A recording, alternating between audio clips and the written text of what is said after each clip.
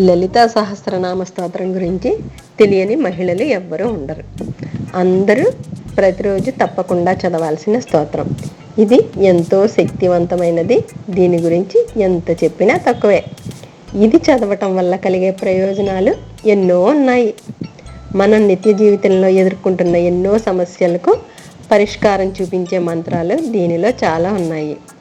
ఒక్కసారి లలితా సహస్రనామ స్తోత్రం చదివిన తర్వాత ఈ మంత్రాన్ని ఈ విధంగా చదవండి. ఓం కామదాయిన్యై నమః. ఈ మంత్రాన్ని 2 రకాల సమస్యలకు జపించవచ్చండి. 1, సంతానం కావాలనుకున్న వాళ్ళు 40 రోజులు లలితాదేవి రూపుకి ఆవు పాలతో అభిషేకం చేయండి. 1008 సార్లు ఈ మంత్రాన్ని జపించండి.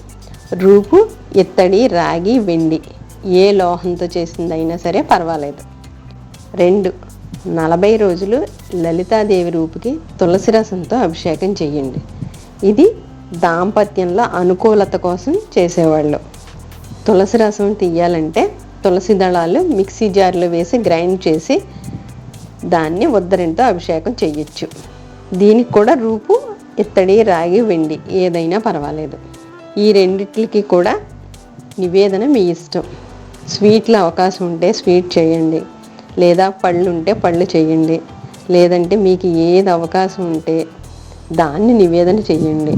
కానీ ఏది చేసినా మంత్రజపమైనా అభిషేకమైనా నివేదన అయినా సరే భక్తితో చెయ్యండి. శ్రీమాత్రే నమః. చూసారుగా ఫ్రెండ్స్, ఈ వీడియోని devotional skills, machine works, hand works, cooking recipes, useful tips మా ప్లేలిస్ట్లో ఉన్న వీడియోస్ని వాచ్ చేయండి. మరిన్ని వీడియోస్ కోసం మా ఛానల్ని సబ్స్క్రైబ్ చేసుకుని పక్కనే ఉన్న బెల్ ఐకాన్ని క్లిక్ చేయండి.